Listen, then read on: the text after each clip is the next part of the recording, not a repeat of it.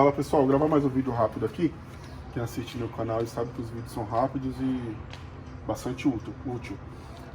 Essa peça aqui, ó, meu carro fazia bastante barulho. O vídeo hoje é sobre barulho na captiva. Comprei essa captiva, o que me deixou com ela foi bastante barulho. Percebi que essa peça aqui fazia bastante barulho, tirei, porém o barulho continuou.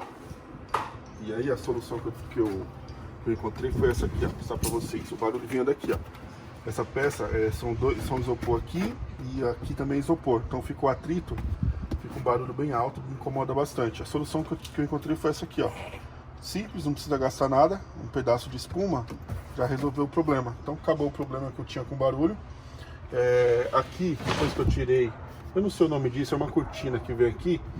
Eu consegui trazer o banco mais para trás, então aumentou o conforto ali pro passageiro e resolveu o meu problema com barulho. Espero que vocês tenham gostado aí.